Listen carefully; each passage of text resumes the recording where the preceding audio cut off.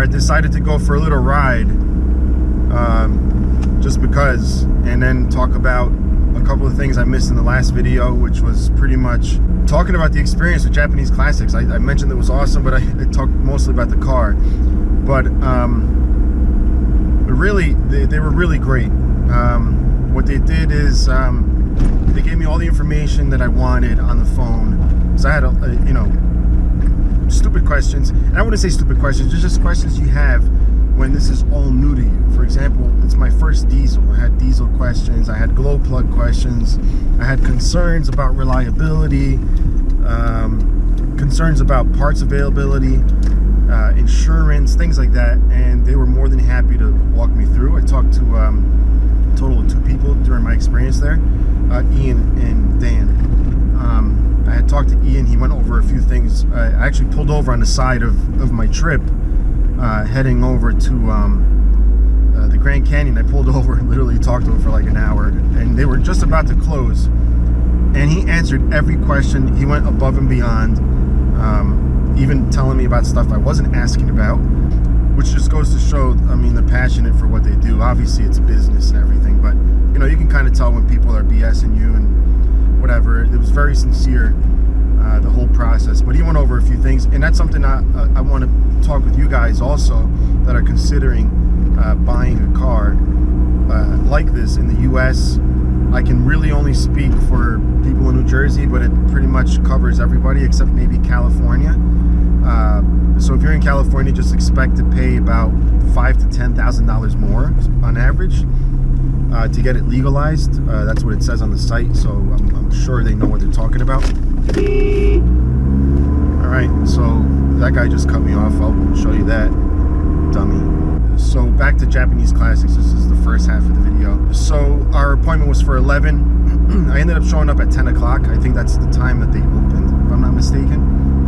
And they realized I was there. They took me in, sat me down, even though it was an hour early, which was great because I did have to drive back from Virginia to New Jersey, and I wanted to leave as early as possible. It's about a 6-hour drive, and it was very straightforward. I mean, I don't know how many times you guys have had to buy a car, but it's always nerve-wracking, and you're always wondering when they're gonna like just basically rip you a new one with things or whatever. I was just expecting to get, just so you know, that the car was basically 13 grand. It was like 12,995, and they lowered it by $1,000 during the time that I was actually considering the car. So that was that made the deal even sweeter. But anyway, so I was already looking to spend 12 grand. I put like, and it wasn't required, at least in my situation, to put a down payment or anything like that, but I only financed about 10 of it, and the rest I just took out of my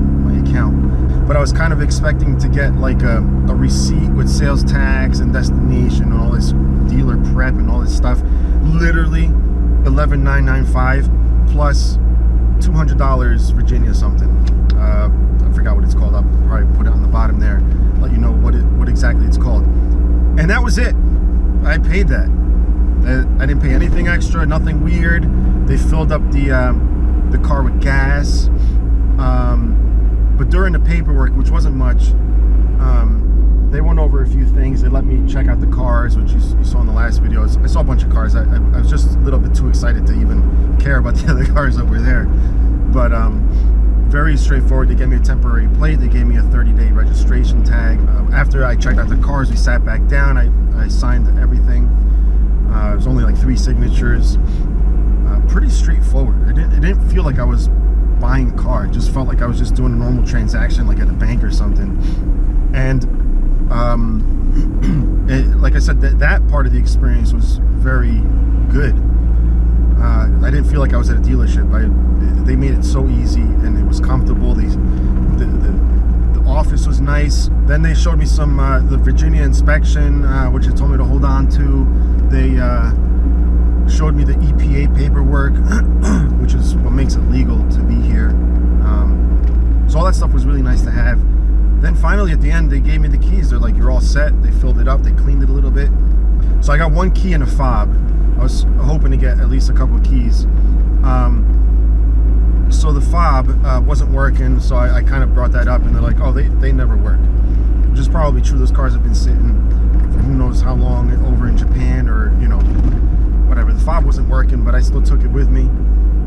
It's a little bit of a bummer because I hate having to open doors with keys, but just so you know, I got home and opened up the fob, changed the battery, still didn't work. Then I took it apart completely, and I realized the rubber contacts, the metal part where they touch, were completely black. So I used a little bit of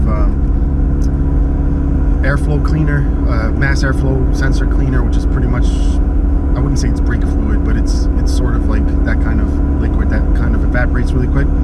Used a Q-tip on it, boom, started working. Yeah, so I was happy. And aside from the switch and that, whatever, which was $70 for that mirror switch. So that was the extent of the experience in buying. But even before I left, he told me, look, you know, obviously you're buying a car. We don't want you to feel like once you leave, you're done. If you have any questions regarding the car, call us. If you need maintenance, they're a little bit too far for that.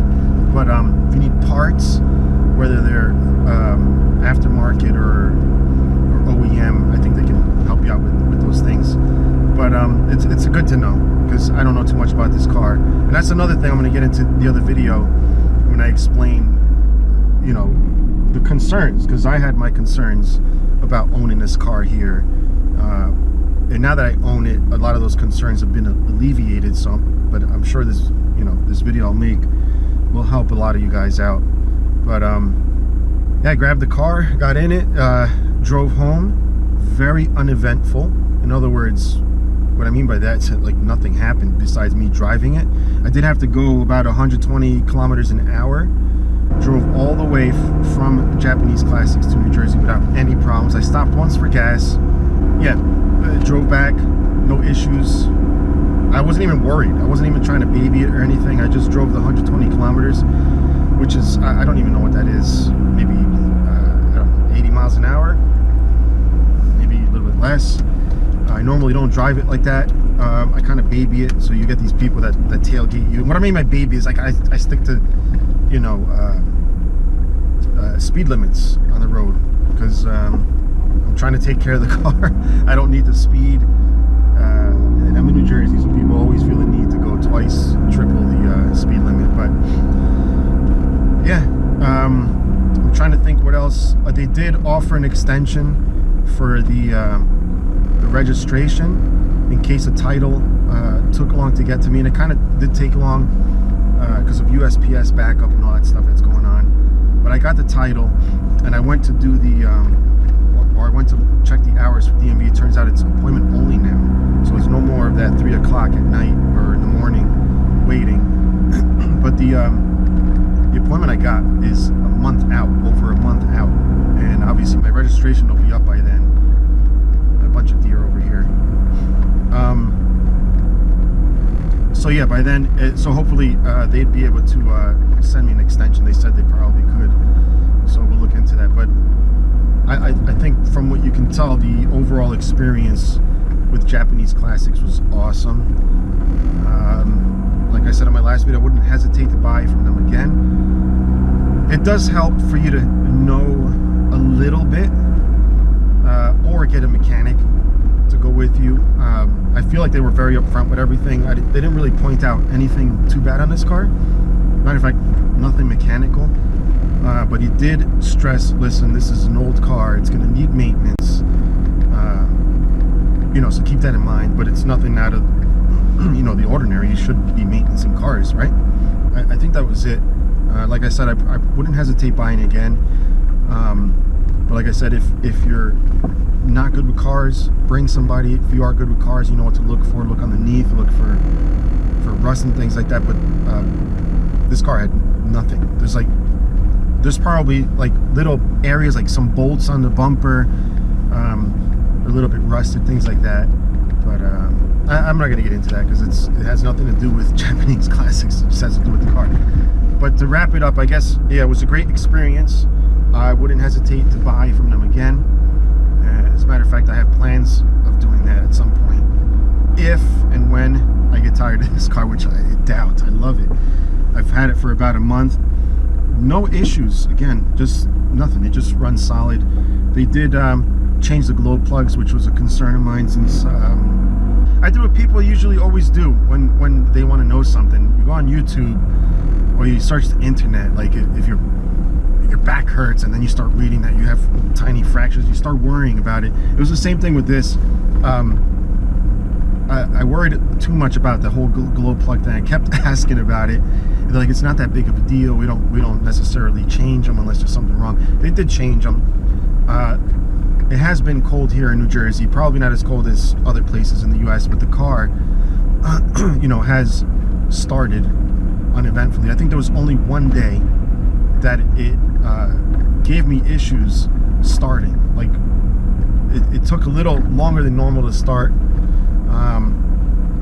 but it had been sitting out in the cold and it was ice all over it.